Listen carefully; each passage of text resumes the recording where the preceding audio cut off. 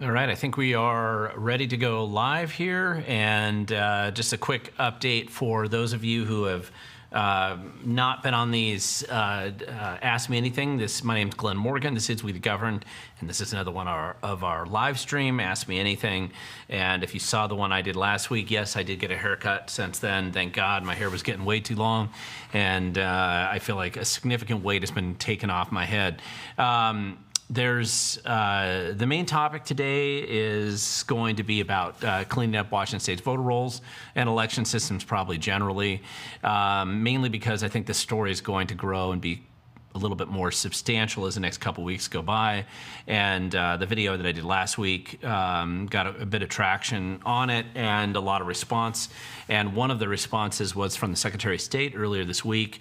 And I used their response letter as kind of the basis for the video that I'm launching tomorrow morning, which is also dealing with election rolls. And in fact, I'm more specifically dealing with some of the questions that were raised and some of the issues that were brought up or ignored in the email response that I had from the Washington State Secretary of State's office, Steuart Holmes. And I really appreciate the fact that he put that out.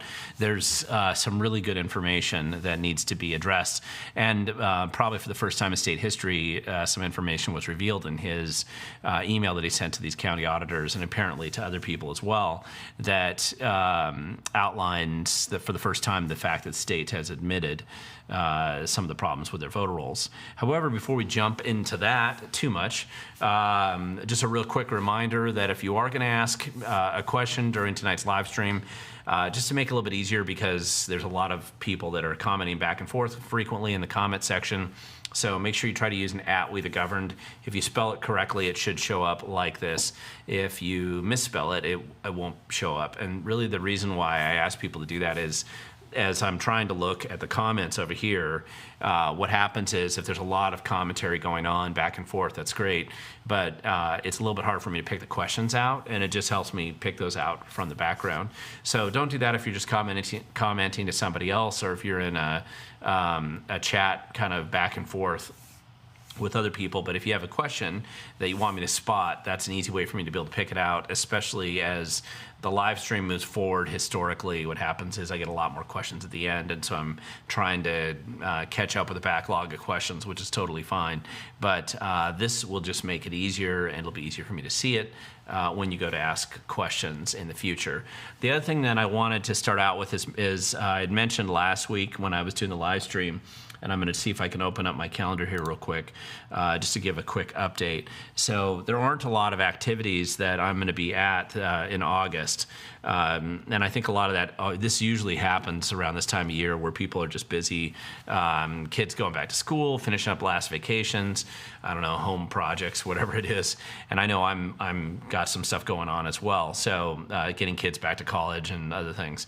However, if you are going to be at the Republican activist training out at the Yakima Convention Center that first weekend in September, I know I'm going to be out there doing at least one presentation, possibly more. But I'll be around, I think, a good chunk of that time frame. So if you're out there and you already plan to be there, or if you haven't decided to sign up and you want to chat with me, it's not a bad time. We'll be able to probably have some meetings on the side in addition to the formal training or presentations that I'm doing there. Additionally, I think right now I have scheduled on the 15th in the evening, so that's September 15th, I will be at the Grays Harbor with Republicans event. I'm doing a Doge training on the 15th, and I'm also going to be out in Bonnie Lake that Wednesday doing a training out there. And they did send me the location, but I don't have time to look it up right now. But I will be posting both of those on the website. I'm going to update my Doge Washington training class article on my website, and then try to send that out earlier. There are some other activities that I am going to be doing. I think I'm doing the Liberty Caucus event in, let me make sure that's Yakima again. I think it is. At the Red Lion Hotel in Yakima on August 13th as well. So I'll be out there 2 different back-to-back weekends in Yakima, and so there's just a number of different activities.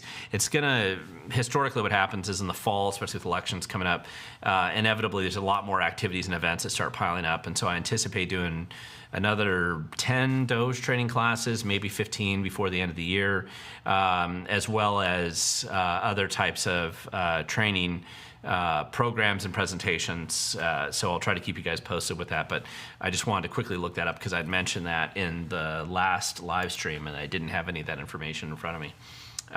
So let's jump into just a real quick update before we get into some of these first questions here.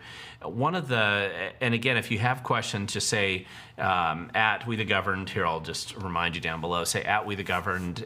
So if you do have questions for me, do that so that I can actually spot your question. And then what I'm going to do is as I start to put them up, as I'm answering them, theoretically, at least that's the initial question I've started with.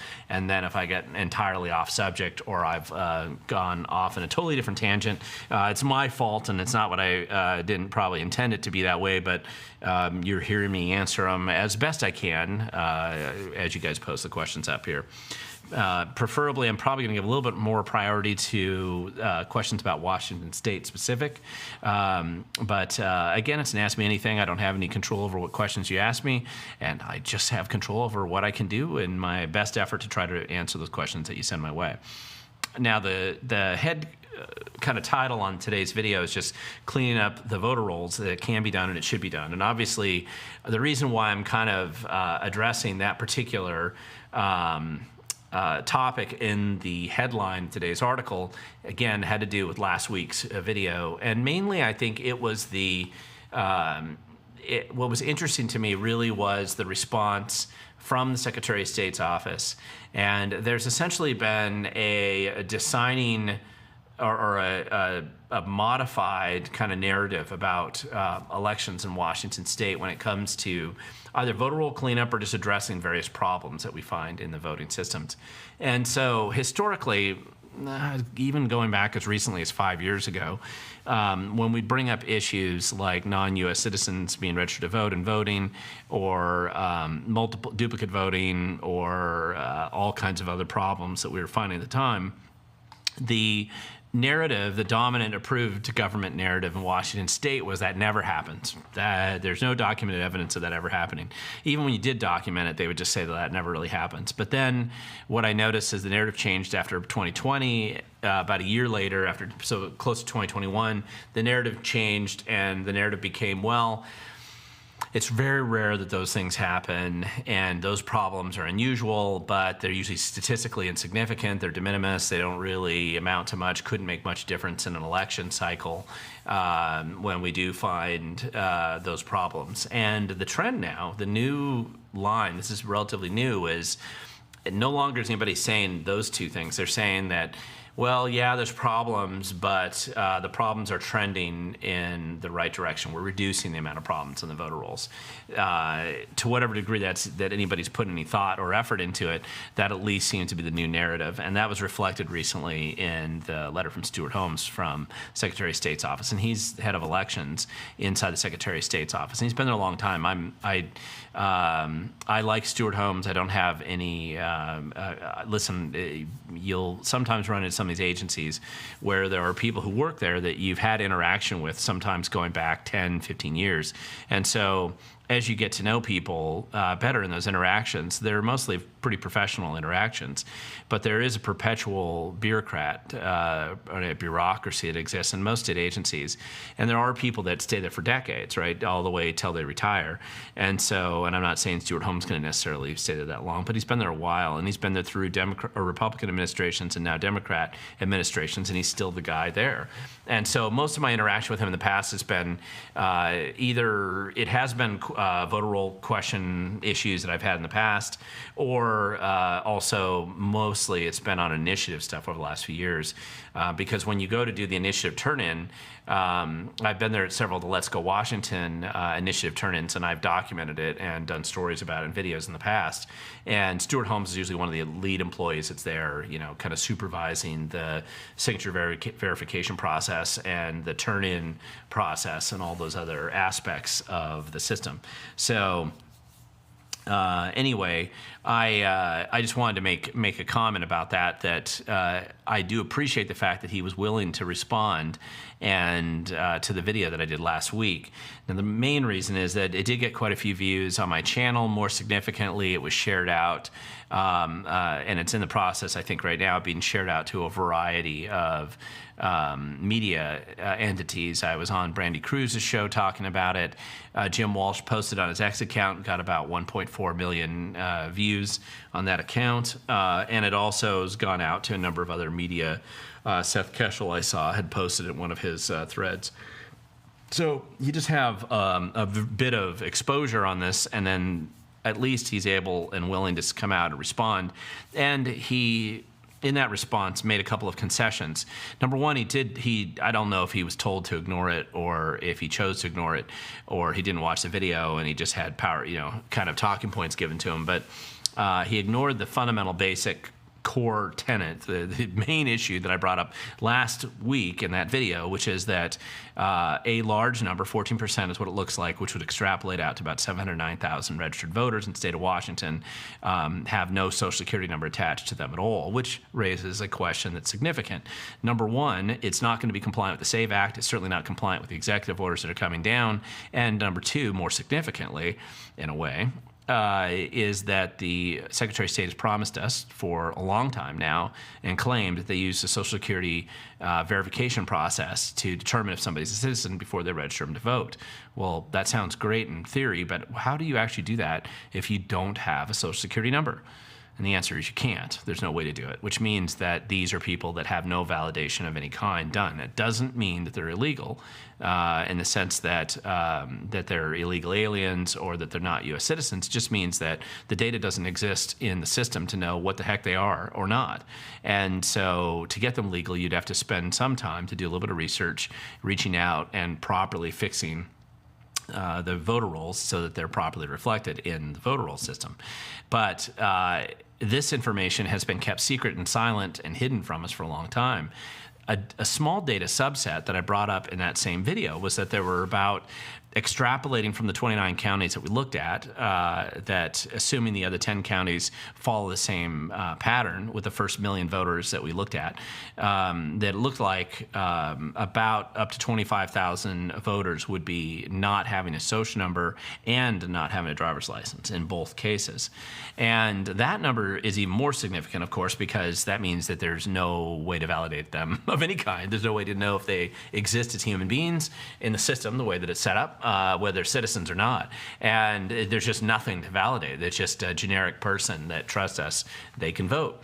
Now, what was interesting is that in the response that he made in this message that he sent out to all of these auditors, and by the way, I filed a records request with a number of auditors around the state, and a bunch of new auditors sent me this email in response, so I appreciate that. They were very responsive, and some of them on their records requests. In fact, I'm probably going to do like a report where I measure the record request response from the various counties on the exact same thing, since I sent it literally simultaneously to all of them. I'm just kind of curious.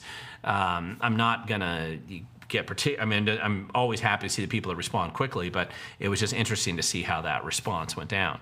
But the significance of this was that for the first time in state history, the Secretary of State was willing to admit that they had thousands, 13,000 under his own number. Now, I'm extrapolating 25,000. He's saying that it's 13,000, but it's still a sizable number of people. And it's not clear that he's actually saying that that's 13,000 statewide, or if he's only looking at a subset of the data. It actually, I realized when I went back and looked at it that it wasn't clear that what that number is actually based on, because we have no way to audit these. This information's been concealed from us. They don't do reports on it typically, so there's no way for you to see a summary, and they can't provide the exact spreadsheets with the specific data in it because it's social numbers and driver's license numbers, which from a privacy standpoint and an ID theft standpoint, you're going to keep that stuff secret. The only reason I was even able to stumble on it was just that you had Franklin County was willing to actually start to consider how non-compliant are we with the SAVE Act and how do we compare to other counties our size. And so the summary report I could see that they had done. I couldn't see the actual social numbers and driver's license numbers. They can't show me that. And under state law, I have to get those lists from the Secretary of State, which obviously isn't going to give it to me. Now, they could give a hashed out number version of it, but now you're asking them to do a unique document that doesn't exist, to my knowledge, in the state record. But regardless, what was interesting is that this is the first time the Secretary of State's admitted that this number exists. Now, they're telling us this number's going down. It's being reduced over time.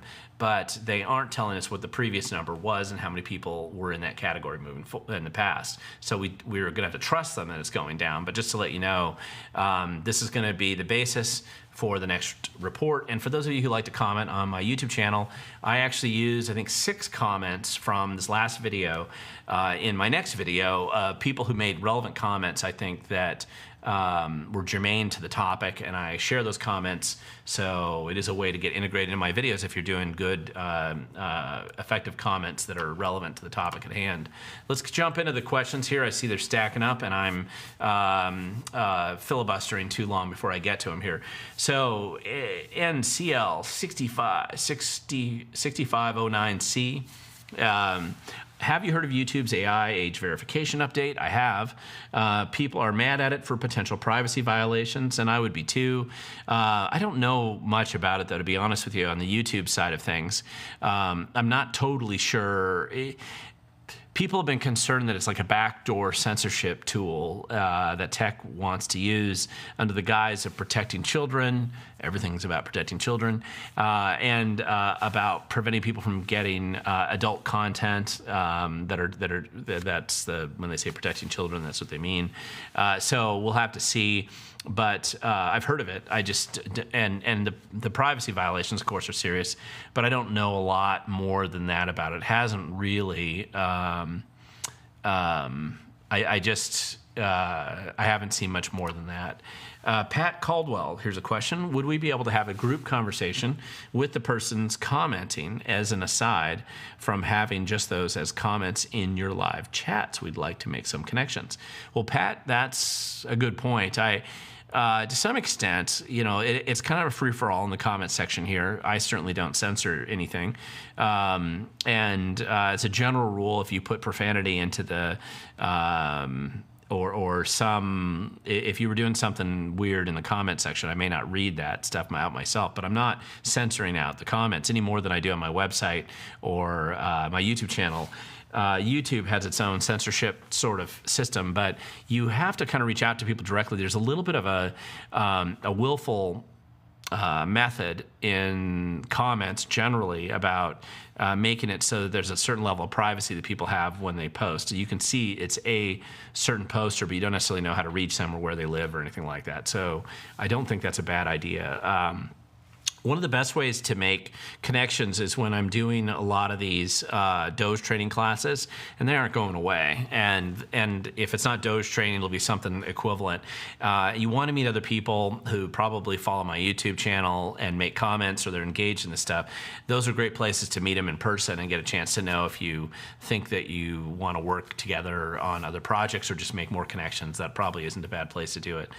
I'm inspired and likely to put some kind of a convention. I don't know if it's the right. I may not be important enough to do this yet, but and it may not be as effective, but just doing like a We the Govern kind of conference of just activists in general and meeting together and going over different ways of making an impact in Washington State. I have wanted to do something like that for a little while, and the Doge training is just kind of a reminder that I probably need to get out there and make a little bit more direct connections. I like in-person events a little bit better than anything else I do. As a general rule, I like to meet people. I like people.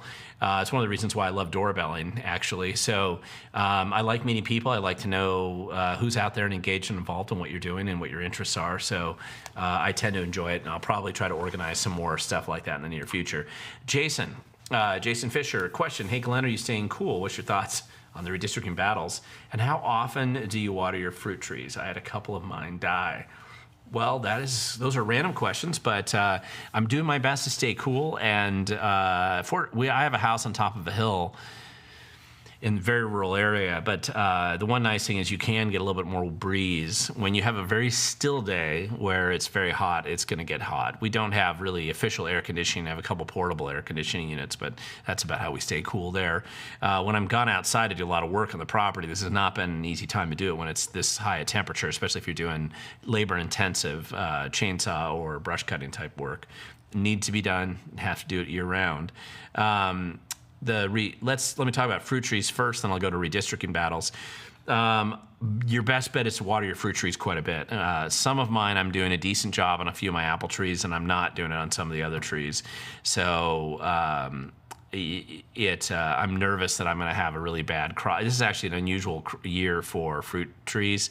Just the way the early season seemed to work, it seemed to set the fruit better than normal. So we have a bumper crop. We had a really good bumper crop of cherries earlier, and which normally just go to the birds, but we actually got a lot of cherries this cycle ourselves.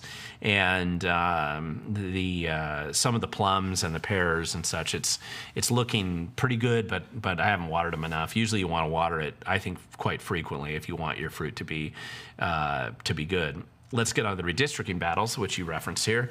So the interesting thing about redistricting, Washington State has similar redistricting challenges in some places, but it's not as bad as Illinois or New York or Maryland or even and certainly in California or other places. Obviously, the number of Republicans represented in Congress from Washington don't represent as a percentage the number of popular vote Republicans in our state. If that was the case, we would have another 2 congressional seats. But arguably, 2 of the seats are very close to being Republican anyway. The 3rd congressional seat, which is Southwest Washington, should go to a Republican. It is dominantly Republican, and the Republicans have lost that seat the last couple cycles, mostly because of self-destructive insider divisions more than a Democrat versus Republican battle. So whether they're able to change that in 2026, it's going to be up to them, but it's considered the 3rd congressional district in Washington State. It's the only one on the west coast of the United States. It's really considered a major likely pickup sort of battle potential for the Republicans. The other one that has a substantial potential to change is the 8th congressional district in Washington, which is the one that kind of goes over the mountains, central Kent area. That has been Republican, represented as a Republican not that long ago. Redistricting changed it a little bit, but the reality is that a good candidate that fits that district, who runs a well-financed and effective campaign, a Republican, can win that seat. Now, the other one that's been the holy grail of Republicans for many years is the 6th congressional district, which is really the Olympic Peninsula. But it's going to take a little bit more work on the Republican side to get a candidate that has the right connections you have to bring in some more higher percentage of the vote in mainly down in Tacoma, as far as where that district comes into Tacoma. And then some of these other districts are very tough. The Republicans are going to get elected in the 4th and the 5th, which are the 2 Eastern Washington districts pretty much every time.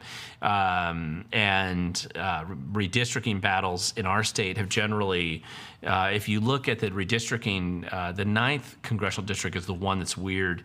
That one was set up originally, and that's the one that Adam Smith is the congressman from right now. And he's been in the 9th congressional district, which has really seesawed over the last few decades quite a bit. But he's been there forever, and he's in like the far northern aspect of that district. And it was designed supposed to be a majority-minority congressional district. They were so proud of it, made a big deal out of that at the time, so that they could keep a white Democrat in office longer, which is funny to me. Now, obviously, he's potentially being challenged by Kashama Sawant. So you've got just a corrupt Democrat in there who's a chameleon against the corrupt socialist who is just corrupt and crazy. And so that's an interesting battle that's going to probably go on in the 9th congressional district for next year. But that's probably the most gerrymandered congressional district that you have in the state. And obviously, when you gerrymander, to some extent, you are affecting these other districts that are around you because you've had to shift them back and forth.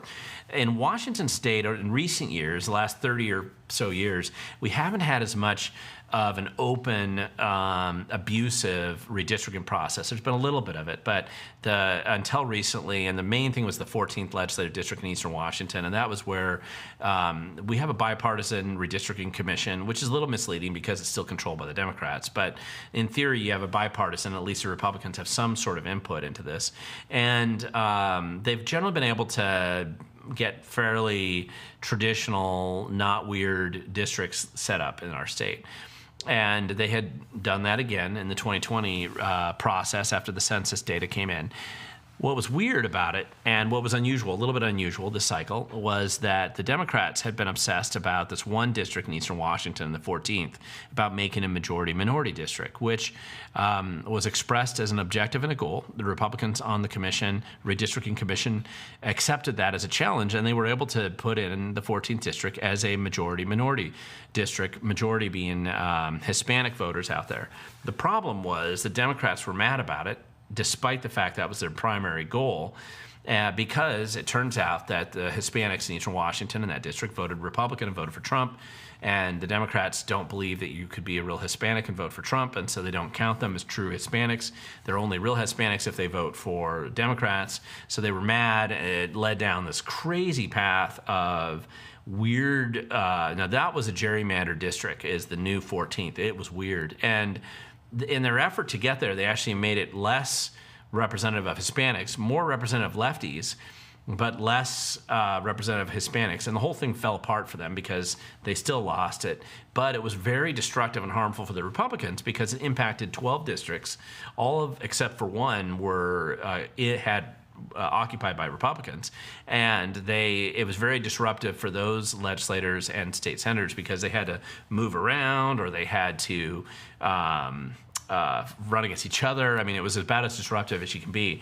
Now, remember, the judges in Washington State are almost thoroughly and comprehensively corrupt to a person. There's very few judges that are honest, and they aren't hyper-partisan or politicized. It's very, very few. I mean, you might be able to count them on one hand in the entire state. The hundreds that are here are mostly thoroughly corrupted. And so they were able to get thoroughly corrupt judges to support that process, and it's not hard to find them in Washington State. And so despite the absurdity of the situation and the clear abuse of the nonpartisan redistricting commission, that's what happened. And that's where Washington State's potentially trending in this direction of partisan, changes. Where I think this could potentially go is the bigger deal is Trump talking about redoing the census. And if he does the census differently, particularly not counting non-U.S. citizens as the part of the apportionment calculation by district, that can have a big impact in Washington. I actually think, we really don't know what the true population of non-U.S. citizens who live here. Remember, we have a high concentration of H-1B visa holders, which are legal residents of Washington, but they're not citizens. They can't vote, and they shouldn't be counted for voting purposes. We have a high number of student visas holders, especially around the University of Washington, and a couple of these other colleges. You have a high rate of temporary workers associated with agricultural production, mostly in the Yakima, Wenatchee area in eastern Washington, but a little bit up in Skagit and some other places as well. And if you don't count those people as part of the population calculus, then the redistricting lines get moved around quite a bit, because the whole point in redistricting is one person, one vote should be equal to the vote in another district. It can only be true if those districts in both the legislative and the congressional issues have the same population in each of those districts. The exception being, of course, at the federal level, if you have states that are so small and that they can only have one representative from them.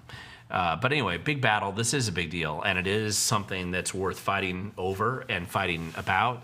Republicans have traditionally been losers and wimps on this issue, and the pre-surrender caucus that exists and dominates in the Republican Party has oftentimes dropped the ball and failed on this issue miserably, and they don't take it as seriously as the Democrats clearly have in the past, but it's slightly less impactful in our state. Again, the only thing I don't know about is I don't know if they did the census early and do it again, right? If they can, yeah, because there's nothing in the federal law that says you can't do the census more than once every 10 years. You have to do it at least every 10 years. So I'm curious to see if they end up really redoing it. If they do, that's a big deal. And if they are able to truly document that the non-U.S. citizens shouldn't be counted in a proportionate basis for political power, which the Democrats have supported now for a long time, it really makes an impact, huge impact down in California, probably in New Mexico, maybe Arizona, Texas, some of these places. I mean, you do see some changes that would go in where these congressional districts actually float around. It was widely recognized that the 2020 redistricting that was done under the census date at the time was not done appropriately. In all cases where states were shorted population, those were always Republican states, and in all cases where states were given extra population, those were always Democrat states. So that means that it was probably dishonest, and it was worse than it had been recorded in the past. More for students. Greetings, Glenn, and your viewers. I'm Jason Moore, candidate for school board director in Edmond School District. What advice do you have for me? Thank you for all you do. Well, number one, I would say that if you're running for the school board, money matters, and how it's squandered and wasted is usually worth documenting and being familiar with, going through those vouchers on a regular basis to see exactly how to spend the money. That's an important thing. I would pay close attention to what the test score statistics on the SBAC and related tests are moving forward, and historically, so you can see where the trends have been. Edmonds has had a trend down, just like some of the other school districts, and they've had a lot of parents leave. If you are doorbelling and working hard on that school district race, try to find out some of the parents who pulled their kids out of the Edmonds School District, why they did it, so that you have something to talk about or discuss as you're looking at trying to bring Edmonds School District back into line. The other thing is, if you can define what a woman is, that puts you in a substantial advantage over the lefties who cannot do that any longer, or they're not allowed to anyway. And if you can understand why girls should be allowed to participate in girls' sports and not have boys beat up on them as an option and to take away their future opportunities in sports, that would be helpful as well. So get involved in that stuff. Don't lose sight of the finances. A lot of these school districts are in financial trouble. I actually don't know Edmonds right off the top of my head, but I'm familiar with a number of others that have hit the financial wall, and they've hit that wall because of incompetence, the denial of math, the belief that the taxpayer is an unlimited font of support, and they have not adjusted for post-COVID cash. They actually took a lot of this COVID cash that they got as one-time money and then just flushed it into their budget moving forward on the presumption that that was never going to go away. And it's going away. And without that money, I mean, that's how Bellevue got in trouble.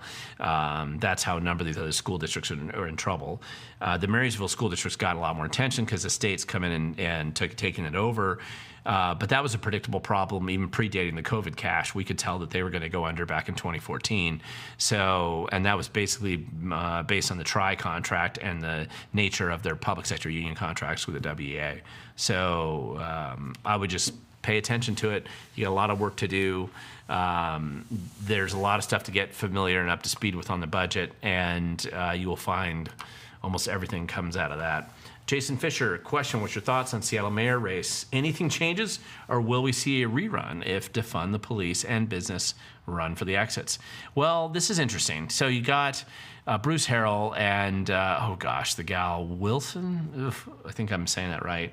The gal, there's so many different races, and I was looking into a lot of them, but neither one of them, of course, are good for Seattle.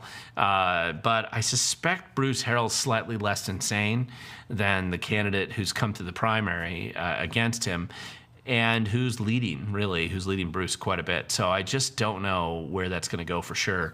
It could be that the voters in Seattle are going to decide that that they want to go down full crazy town, Trump derangement syndrome dominating everything. Perhaps that's where they decide they want to go, and they don't mind burning up their city as they move ahead. So it could be happening. But we'll see. It's hard to predict on this stuff because oftentimes people will say really dumb stuff when they're running for office, and then when they get in, sometimes they're, especially crazy lefties, mostly get moderated a little bit by reality. And it's hard to know if this is a person who has that capacity or if they genuinely are full-blown crazy and they're willing to blow up the city. We'll have to see. Kim Vincent here. Glenn, what was the property tax increase in HB 2049, which is the alleged education bill that raises property taxes? I don't remember that one. You're going to have to tell me which year. There were a couple of one of the biggest tax increases that occurred with local school district taxes was really the readjustment. This was a number of years ago, though, and so I don't think that's why you're referring to this one, but it really jacked up some of the property taxes back then. In theory, it was a McCleary fix. I'll put that in quotes, a McCleary fix decision at the time, dealing with the McCleary case, which was basically saying that the school districts weren't equally funded consistently enough and that the state needed to give more money into the schools, which they've done. But they also made this adjustment to property tax calculations a little bit. By increasing the amount of money the state collects on property taxes, and in theory, shifting down the amount that could be collected at a local property tax levy level, except, of course, what happens is then they decided that they, being the school bureaucratic kind of industrial complex. So the education industrial complex decided that they weren't getting enough cash. And so where do they usually go? They absolutely never think about being more efficient or reducing costs. They always go for how much more money can we extract from people who live here. And so that's the process and the battle that's been going on. There was a House bill, I just can't remember the number, I don't have all the numbers memorized, but there was a House bill this last cycle that gave more flexibility for local districts to be able to raise their levy higher, which is directly impacting anybody who has property in those areas. So that one's gone up a little bit, and I don't know if that's the one you're referring to. Please jump in and correct me if I'm totally wrong down the road here. Glenn, have property in Thurston County, and I have property. I'm assuming you're saying I have property in Thurston County. This is conservative thinking mom. I have received a rash of offers to buy my property. Seems like it's really popular to buy in Yelm. Why would that be? And I get those same offers all the time. They're just scams mostly. Pretty much you can always say no. I get them all the time. I've lived in Thurston County. My dad first came down here. We sold a farm and then some of our other properties, and kind of all came down and moved at once. My grandparents, my dad, my brother and I, and everybody, a number of family members all came down together. But since I've been down here living since 2007, I've gotten the same people trying to buy. They're just scams. They're trying to bottom fish people who are desperate for money and they want to pay bottom dollar for a property or do some kind of a flip of your property. And it's just very common. It happens all the time. And I'm between Rochester and Tenino. You're in Yelm. You're getting the same thing I am from the same companies. And they must get somebody that says yes, because they're kind of form letters that they send out everywhere, especially if you have rural property and it's a larger piece of property. They either do it for the timber or they're doing it to do some kind of a pump and dump program. So anyway. Question, will Trump's federalization of D.C. public safety help, or will it simply push it down for a few months before it's overturned? That's a good question, and I don't know that it would be overturned, and I'll tell you why. Years ago, this is funny, this was like a wonkish conversation I remember having at the Freedom Foundation, and we talked about the fact that D.C., because there was a big crime wave going on, like there always is, and because the big scandal right now in D.C. is actually falsifying crime stats to conceal the fact that crime's actually worse, not better. It's a common problem in big urban police force situations. Baltimore does it all the time. Philadelphia has a big scandal going on related to that, where there's administrative reasons why they want to pretend that crime's going down when it's actually getting worse. DC, it's been garbage there for a long time. Massive violence, huge levels of crime. It's terrible. Talk to anybody that lives there. There's nobody that's lived there in the last 30 years that thinks it's great. Everyone thinks it's a big problem. And part of it is a result of highly defective, exceptionally corrupt, and really incompetent local elected officials who are pretty much allowed to be incompetent, corrupt, and dishonest. I mean, you got people taking bags of cash. You have drug addicts, with the former mayor there. I mean, just all kinds of crazy stuff. So anyway, I would think that this federalization was something we remember talking about because it's unique to Washington, D.C. Washington, D.C. is essentially federalized, always has been since inception. But it also has a little clause in there where the feds are allowed to step in and take over the city. And it's not a surprise that they passed the law that you heard Trump reference in 1973, but it was really based on previous law, which is that, and at the time in the 1970s, you had New York City failing, a bunch of these other cities falling apart around the country, Detroit and other places. And so it was kind of a new phenomenon in America at the time, at least it seemed like it was. And so what they were doing is they were trying to come up, what's the path that we would go down if D.C., since it's our federal capital, what's the path that we would have to protect D.C.? And it essentially has always been federalized. They've just typically had this home rule, hands-off approach. And obviously the home rule's not working too well, and Trump's decided to exercise it. I never thought when we had these wonkish conversations, I'm going back like 13, 14 years ago maybe on this one. And I want to say I had this conversation with Trent England when he worked there, because maybe Scott Roberts too. We were just talking about it, and I remember thinking there's no way that there'll ever be a politician who has the gumption and is willing to actually do that, even though it probably needs to be done. And we had inadvertently trended that direction because we were also talking about Olympia. If Olympia became such a cesspool, could the state step in and essentially take over the city of Olympia? And there is an implied element of that in our state as well. It's the only state only city, I should say, the state could legally come in and essentially just kind of take it over completely, only because of its designation as the capital. It's never been done. It has the potential to be done if it gets run down so poorly. It'll be interesting to see. I would guess that you can probably reduce crime in Washington, D.C. I don't think that's... Giuliani demonstrated in New York City in a much more dysfunctional place and a bigger operation that you can do it if you're willing to. And my guess is that they could drop crime a lot. The question is, once you've cleaned something up and you hand it back to the same clowns that let it decay in the first place, what's the likelihood that you're going to be able to retain the benefits that you were able to demonstrate to the people there? And that is an open question. I don't have an answer to that. Let's see. NinjaBot, how do we get more eyes on Washington State from people, potentially the federal government, who might be able to help fight battles here? The nation really sleeps on what happens here. It does a little bit, and this is the point that I brought up in the past. Even though to you and I and our neighbors and friends and family, we are the center of the universe. This is what we care about. I'm fifth generation Washingtonian. My kids are sixth generation. I love it in Washington State. Wouldn't want to live anywhere else. However, we are considered backwater USA, especially to people who live in D.C. They really view us as like hinterlands. We don't have the oil that Alaska has, and then kind of the romantic sort of vision that you might have them see of Alaska, but we're as close to Alaska as you're going to get, essentially. And so we're this weird state that is used politically by both parties, Republican and Democrat, as simply a state to extract fundraising cash. Somewhere along the way, I've explained how high up on the food chain we are for fundraising.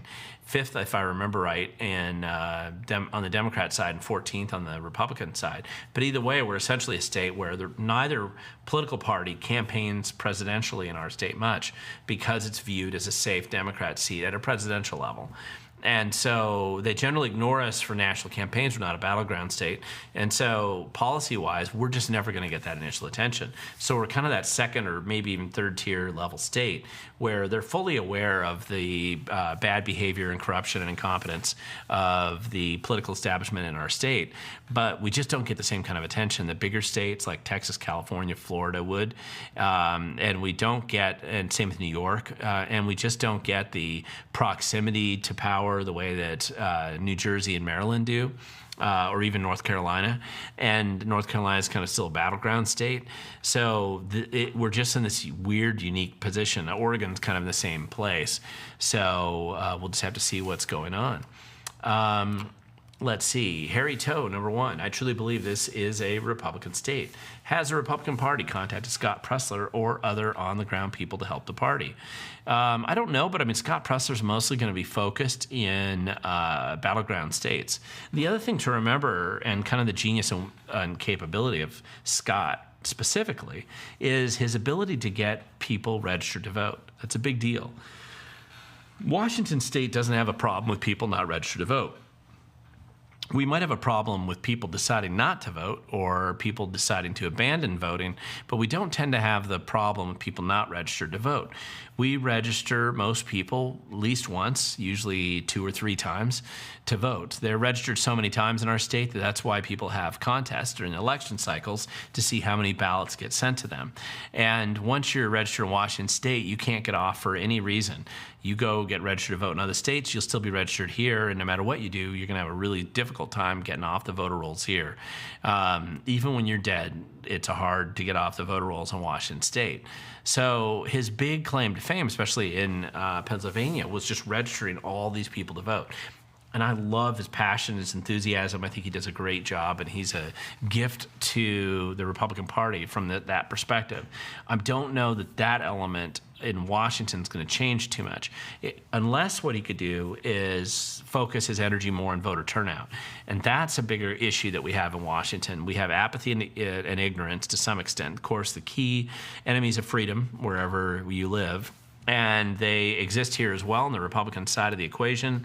And I do think that some of it's about the Republicans still obviously have to run candidates who don't need drool cups to function in public and to run serious campaigns that aren't run by the same loser consultants that lose all the other races. That's hard to do, getting that organized. But let's just say you get through that and you're actually out there working hard, raising money and running real campaigns with candidates that have a clear and obvious message as to why they're running and a clear and obvious background. People know them and they've already got some established credentials in the community. The ability of somebody like a Scott Presler, if he can do it, getting out there and actually motivating more people to vote and get out of the apathy or the pre-surrender sort of caucus, then I think that he can make an impact. I just don't know that our state's the optimal one for him to be used in. You can only do so much. Scott Presler is, he's still one guy. So huge impact in Pennsylvania. Honestly, just even continuing to grow that effort in Pennsylvania, it could be that he'd be more impactful in Wisconsin and Michigan. I don't know. Minnesota, maybe. I don't know. It's an interesting thing to look at, but we'll have to see. Ultimately, I think our solutions are going to be homegrown in the state, and if you're looking for outside people to come and save you, it's unlikely. Gregorius Gray, Glenn, thank you for your work. Question, have you ever thought about publishing a list of candidates that you believe and support? It would be helpful when the parties are unreliable. I'm assuming that's what you mean. Yeah, I've thought about that, and I've done it on an individual basis. I'm actually going to try to do a couple of stories. One is actually on a King County Council race, which is the Peter Quan race that's going on in the 5th King County Council race right now. I'm almost feeling like I should double check where it is in the current endless election cycle recount process here. But when I last checked, Peter Quan was leading, and let me see if that's still true, because I think he's a really good candidate in that race. And it looks like Peter Quan is well ahead, and so I'm just a fan of his. I knew him when he was on the SeaTac City Council, which he still is on, and I think he'd be a breath of fresh air in the King County Council, and he'd make quite a bit of a difference. He's a doorbelling machine, and he's a good example of the type of person you can get to run for office and be successful. And he's got a really interesting background. He's not hyper-partisan, but he's got a really interesting common sense approach to governance that we need more of. And there's a lot people can learn from, I think, some of the stuff that he's done there. So he is one of the people that I would talk about. And there's others that I've known. I generally don't try to spend the time going around the state and analyzing all of them, but the general election coming up for these local races, I will probably try to do something a little bit more extensive than I've done in recent times. And off-year elections, more important. When in doubt, look at what the Progressive Voters Guide says and vote the opposite, and you'll rarely fail. This one, you didn't say "Out we the government," but I saw it was a question here. Foca ARPA. You got calls-ins? I don't, but I do have live questions. If you ask questions like the one you just asked, then I can try to answer them. Jason here. Question, what are your thoughts on New York City mayor's race so far? Is the Cuomo attacks working, or should Mandani start measuring the curtains and wall colors? Generally, I would say Mandani's probably going to win, if for no other reason than the free media that advertisement that he's got. Will he destroy the city? Absolutely. He will damage New York, but will it come back? Yes, it can. Will it be great? Nope. And probably a lot of people will get hurt and die because of the increased crime that's inevitably going to come from that guy being in office. Regardless, and I don't even know if if one bad guy like that can really totally destroy the city. But New York City's gone through some amazing ups and downs that I've seen over the years before I was born, and it just continues this day. He's the worst person you can put in there, but sometimes New York City just seems to be one of those places where they enjoy diving into the bottom of the barrel and experiencing human misery and cultural collapse. And then eventually the sanity restores itself. They vote in somebody sane, and then they come back from there. So we'll see how it goes. Highlands of Lowlands. Hello from Lopez Island, I'm assuming. Any thoughts on the state fair not allowing the pro-life booth and creating extra rules for conservative vendors and booths? Pierce County GOP decided not to have a booth. Yeah, this is actually very new. So we had noticed a number of years ago weird problems with this Washington State Fair. And it was becoming increasingly partisan, biased, and focused. Something they've never done in the past, by the way. You would have a Democrat booth, you have a Republican booth. As a kid who grew up going to the fair, my dad grew up going to the fair, my grandparents grew up going to the fair. These were pretty, and our family used to do it because we were involved in birds, that we did a lot of shows at the fair, and flowers as well. We raised flowers. And so, growing up, I just presumed everyone would go to the fair. But so I remember even as a kid walking through those booths and the political booths. Of course, as a kid, I didn't care about any of that stuff at all, but that seemed to be the boring part of the fair. But nevertheless, they'd always let both political sides in. And the bias that the fair has revealed in this recent cycle is really interesting. And I don't know the long-term impacts on the fair. I mean, if it really does look like the fair wants to become hyper-partisan in the way that they allow people to come in there, I really think they're treading on this free speech question that's pretty significant. So don't quite know where that's going, but it looks ugly. And the pro-life, the stuff that they threw at the pro-life group, where they just said they won't even allow them to come in there, is truly bizarre. It's not the only fair that's done that. I mean, you're from Lopez, so if you remember right, but even up there, the San Juan County Fair would still let other groups come in, even though Republicans were attacked by a bunch of crazies after the 2016 election, I remember significantly. Excuse me. I haven't done that before, I don't think. Anyway, let's see. Ted C. There is a clerk race which may put Obergefell, gay marriage, back in the hands of state legislatures. I think you mean a Supreme Court case. I've heard people say this would be divisive for GOP party members. Any thoughts? Well, number one, I am not totally sure. I don't know anything about the case. It's being referenced. I read the same thing that you probably did, saying that there was something coming out there that might have an impact on it. But Ted, I really don't know anything about it. I'd have to go back and read it, and we will see. But I don't know that's not. I just heard about it recently, and I don't know why I didn't hear about it before. So I'm still ignorant about what the significant impact legally is going to be, or where that's going to go. Let me just check and see how far. Make sure I know where I'm at. Anyway, so that's all I know. Sorry, I can't answer any more than that, Ted, but that is something worth looking at. Until they make a decision, I don't quite know how to place that. And I just don't know anything about the case. I don't know what the fact pattern is behind it before it hits the Supreme Court's docket. Going back to clean up the voter rolls, the one thing I want to mention, since that's the kind of core topic of the script here, This is not a simple thing. I mean, I brought up a number of comments that were made on my channel, and I integrated them into this last video, or I should say the video I just recorded that's going to run tomorrow. And I think that there were a lot of really good points. I mean, some of you guys out there did a really, really good job explaining things that you'd witnessed or experienced, firsthand experience. And it's more powerful when I'm able to simply identify all these different people saying things that they're not exactly the same, but they all relate to each other. And the thing that kept coming up were all of the people that were not U.S. citizens registered to vote, people who had exchange students at their house, who, they were hosting exchange students, college exchange students, who wanted to get a Washington State ID, and then against their will or knowledge were registered to vote from China, from other countries.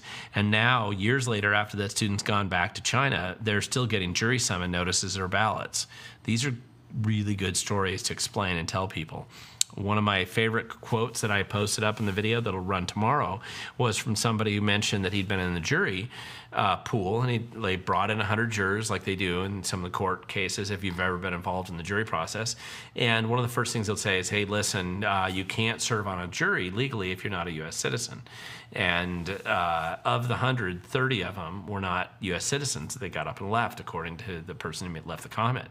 That's a big deal. They're clearly not U.S. citizens. They can't serve in the jury pool. The jury pool is exclusively chosen from registered voters.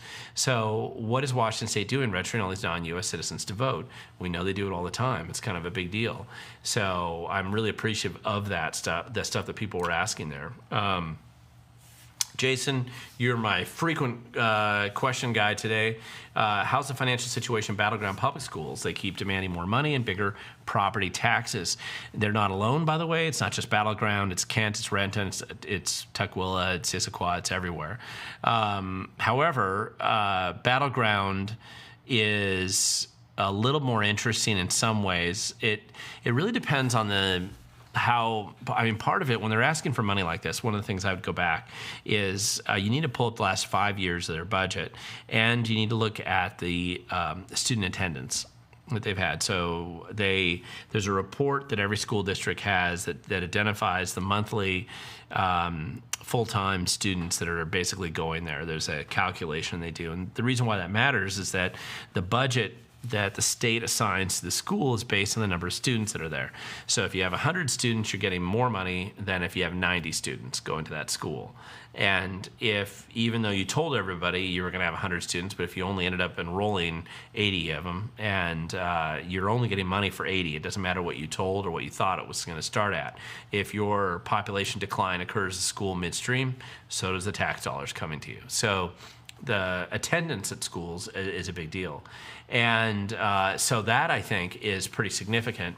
And if you can go back and show that the attendance levels are about the same, but the budget's radically increased, digging into why, and then trying to explain how they should not be imposing their own incompetent management of the funds or their budgets or decisions they've made that's jacked up that budget.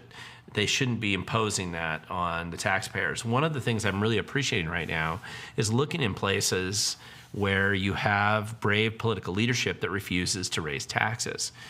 Yakima, the city of Yakima, and possibly the county of Yakima look like they're in that kind of a situation right now where they are dealing with budget shortfalls in both cases, both the county and the city.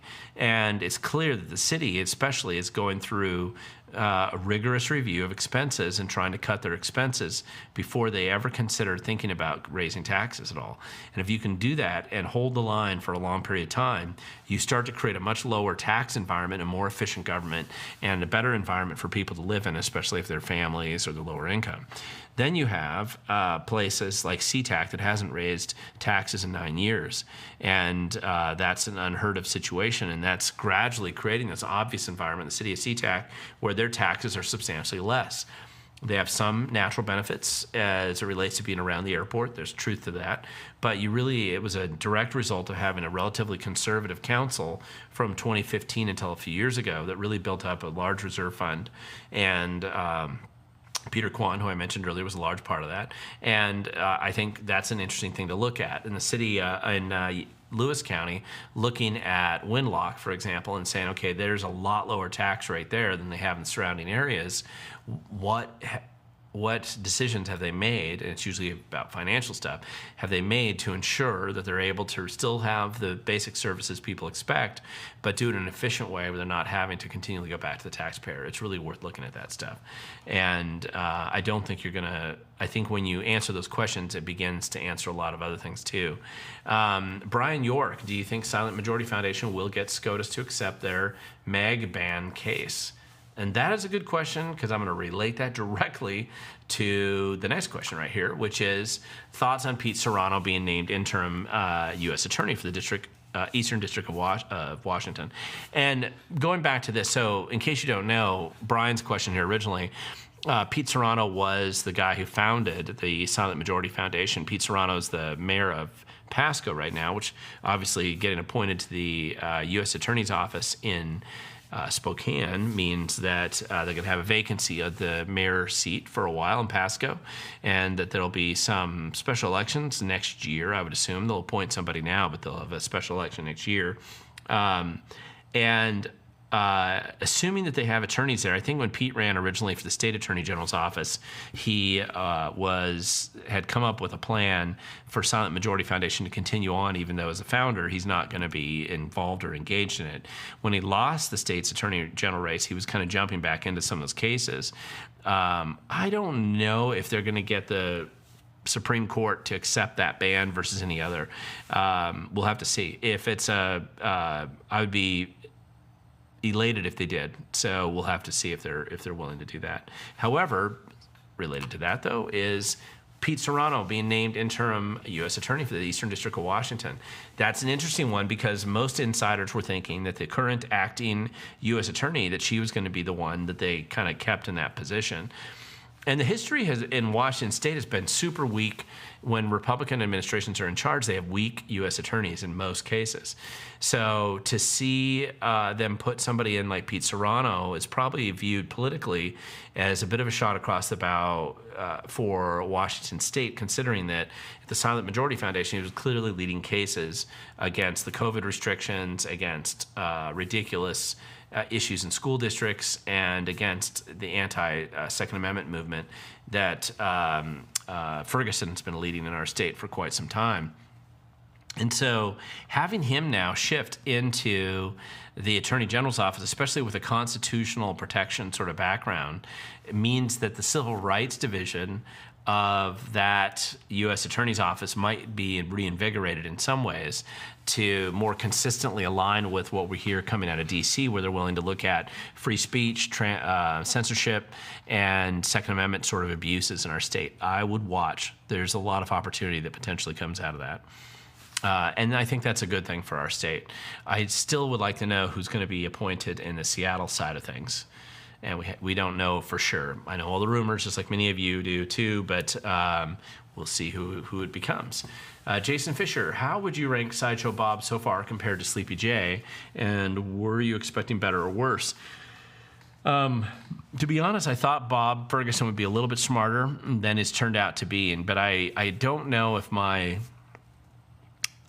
just not as impressed with his ability to kind of herd the cats on his side of the fence. I'm a little surprised at the amount of rebellion going on against him from the Democrat side. I knew that from a Republican side, obviously, he's just pure poison and a terrible human being and the worst person that we could put in there. But I didn't anticipate the undermining and the rebellion that's going on the Democrat side, which truly does put Bob Ferguson in a harder position, because if you have a rebellion on your side, maybe very well be from the harder left than just the corrupt left that Bob Ferguson owns, then what happens when that really it could have an impact on you. Now, the other thing is Bob Ferguson's not as, there's a lot of Democrat legislators that, or people in the senior Democrat political party who are shockingly ignorant of anything as it relates to math, reality, anything. They're just really embarrassing. And Bob Ferguson's not that dumb or crazy. He may be totally corrupt and self-serving, that's true. But I don't think he's totally at that level of stupidity. And I think that he is probably a little surprised at the financial challenges that have faced the administration and are going to get worse. And he's not totally ignorant that some of those challenges are caused by the horrible policies that have been pushed forward in recent cycles of the state legislature, and of course the closing, waning days of the Inslee administration. That has both of those combination. It's a poisonous combination, and it's produced the disastrous financial results that you see today, largely because what you're doing is you're bloating the bureaucracy.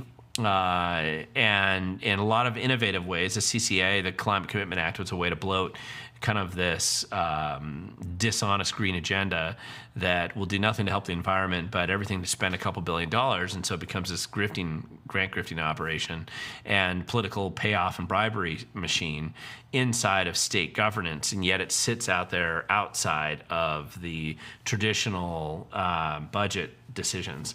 And it's a way to hand out favors to your friends, kind of like the Department of Commerce operates in our state. And the way all of these things have interacted and sucked money out of the private sector, and especially the way Seattle's decided to double down on dumb and self-implode and chase businesses that don't want to leave the state. They just go across to Bellevue and they get such a benefit it's worth any cost to get out of Seattle. And I think this kind of cascade financial ripple effect that's impacting the state are not insignificant. Like, it's actually quite significant right now. And so I'm not sure that Ferguson's been prepared, because there's never, first of all, Democrats generally have no idea how to cut the budget of anything. In fact, they're structurally and philosophically and politically prevented from thinking about budget cuts because the unions own them. Washington Education Association, AFSCME, the Teamsters, all these groups own the politicians on the Democrat side. And none of those unions, they'll happily destroy the community completely to its core if they can extract their last piece of a union due that they want for whatever their political power base is. So they're very detached from the impact in the community, and as destructive as it is. And we've seen this in other states, but it's going on right now in Washington. And that makes it almost impossible if you're on the Democrat side to make any cuts that the unions oppose, and they oppose everyone. So then if you're never going to make a cut, and you're never going to downsize, and you're never going to make things more efficient, then what happens? Well, then you basically run against the wall and you raise taxes or regulations on people to the point that real producers leave, and that creates an economic downturn and a spiral. That was one of the things that surprised me about Gregoire, was that as much as she was certainly a mercenary, she was at least smart enough when she got in. And I think you're a product of your times. I think that she was impacted by the large number of initiatives that were running at the time, reducing costs. She was impacted by a couple of downturns in the economy. And it made her at least willing to consider reasonable budget cuts. After her, nobody really has. Inslee never really did. He never had to. Ferguson's in a situation where whether he wants to accept it or not, that is going to be in his future. And I'm not sure that Democrats in Washington State anymore have the fortitude to actually make those types of budget cuts. So we'll have to see. But he's been terrible. But less money going to government is usually a good thing when you have terrible people running it. Jason Fischer, in your opinion, what are some things that Vancouver needs to do to stop the Portlandification of Vancouver? Good question. Boy, oh boy, I would definitely make it easier to build single-family homes and a little bit harder to build apartment complexes. That would ensure that people who move and live in Vancouver have an invested future in Vancouver. If you've ever spent any time doorbelling apartment complexes, and I have, and I don't know how many people, especially on the Republican side, I don't know how many people actually do that. But if you do, the one thing you're going to find when you go there is that people who live in apartments, this isn't their dream to live in apartments, forever. This is usually a stepping stone. They're going to stay here temporarily where they save enough money to go somewhere else or get a different job so they can afford to move somewhere else. Or they're, recently divorced, lost a job or something, and they kind of downsize to this position. It's one way or the other. It's a transition housing for most people. even if they're still there 15 years later with their cats hanging out, they got there as a transition point, and it isn't their end all and be all and their dream to be living in the place that they're in right now. I've never met anybody in an apartment complex that told me I'm living the dream right here, Glenn. This is where I want to be. No one's ever told me that. They all aspire for something else. What we lack in Vancouver, just like in most of Washington, is enough kind of that middle income, next tier sort of housing, and that's been a willful choice by the central planners in Vancouver, just like it is in Portland. And if you were to build, I think, more traditional homes where people have an investment in the community, their family, and their property that they're getting, they're more likely to stay there longer, sink roots down in the community, and that just makes you a more tied-in person, a little bit more conservative, a little bit more aware of why it matters. If you're in a 50,000-unit anonymous apartment complex, you don't have those kind of ties. You don't care. The transition and turnover rate's so high that oftentimes you're put in a position where you're going to have voting situations as well as increased crime and other things that occur when you have that kind of a transitory sort of environment. So I'm not a big fan of high rack and stack apartment complexes. There's always a place for low-income housing or lower in entry-level sort of housing, but you got to build out the private homes, and that means going beyond Vancouver and going into some of the surrounding communities. And then to avoid the Portlandification, you have to stick with public safety. Drug addicts have a deep home, and they're imported by Portland. Vancouver doesn't need to follow that same dumb road. I would limit the grant grifting competition that some of the cities in Washington State have lived through, and Portland's obviously one of the leading examples of that stupidity. I would eliminate almost all grant grifting operations that deal with anything related to drug addiction or homeless complex. The homeless industrial complex is just funded by, and it's just terrible. It recruits drug addicts. It ensures they get stuck in addiction for life. It does nothing to get them out of addiction, and it only ensures they die. Maybe at the best, they die a little bit later down the pathway, but that never brings them back to getting off drugs. And that, I think, fighting against that corruption is very hard. But if you can do it, you can definitely draw the contrast between the kind of disaster zone of Portland and Vancouver being such a better contrast. It takes a lot of work to do this. Brian York is a Republican candidate in Washington that could win the governor's and AG office. It seems like Bob and Nick are so bad it may provide an opportunity. It would. You probably have one or two candidates that are pretty realistic to run for governor. The AG's office is a great question. I'm not familiar with anybody set up or prepared yet to run a race for Attorney General's office. In fact, Pete Serrano is kind of an unusual person coming out of left field a little bit when he ran for the AG's office. And obviously, if you saw him in the debate with Nick Brown, there was no doubt Pete knew what he was talking about, and Brown was lost. Nick Brown was a contestant on The Survivor years ago, early 2000s, and it's so funny because there's, one of the features in his Survivor contest and why he was booted off the island was because he was lazy. It didn't work well with others, and I think that characteristic, oddly enough, gets carried forward, and it seems like that's what he is today.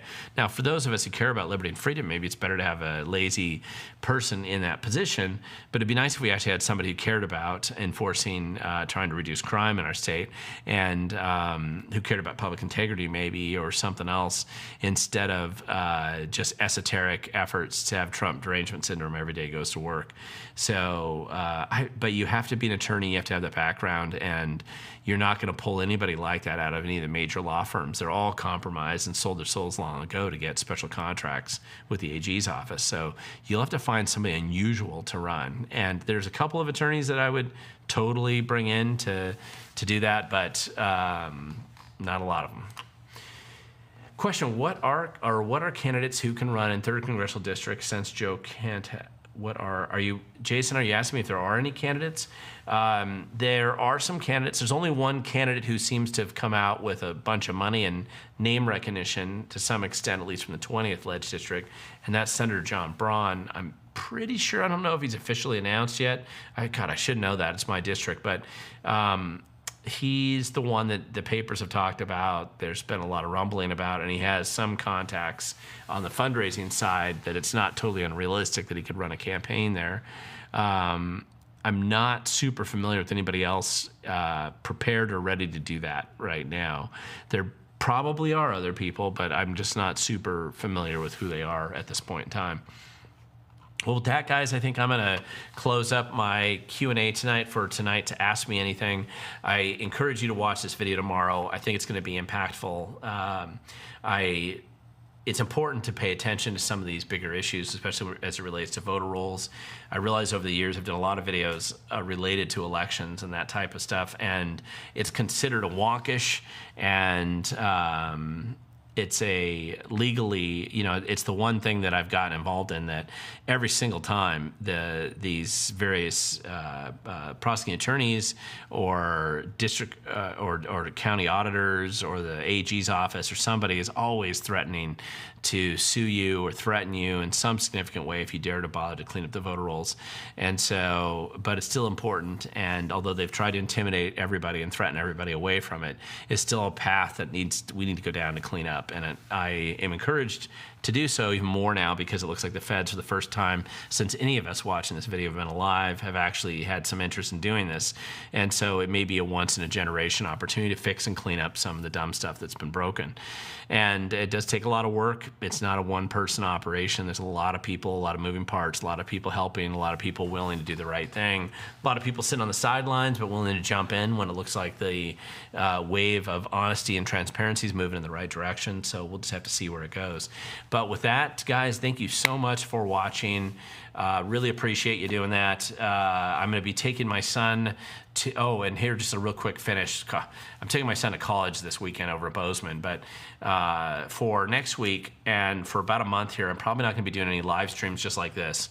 I meant to say it early on, so very few people probably watch to this very, very end, but I might do some of the live streams, see if I can have an Ask Me Anything set up with my phone. I'm not as capable of doing that, but some of the guys helping me out with videos who are at least get this thing set up in the studio this way, they're not going to be here for about a month, and so I'm going to be a little bit on my own, and I don't have my own studio built yet, so it's an interesting transition, and hopefully you'll bear with me, and I anticipate still putting out as much good content. There's a lot of work that needs to be done, and a lot of content needs to be put out there, so hope all is well. But anyway, we'll see how it goes, and we'll see you next week, either with a, I don't know if I'm going to do a live stream next week, but if I do a live stream, it'll probably be the following week, and we'll see how it goes. So hope you're enjoying the rest of your summer, and pay attention to my website. I'll post up an update on some of the Doge Washington training classes as they're becoming available, and some of these other events come on up. Hope all's well, guys. Just remember, the future belongs to those who show up, and appreciate all the questions you guys had today, and we will have more to discuss next week, but watch the video tomorrow. Thank you very much, and we will talk to you later. Bye.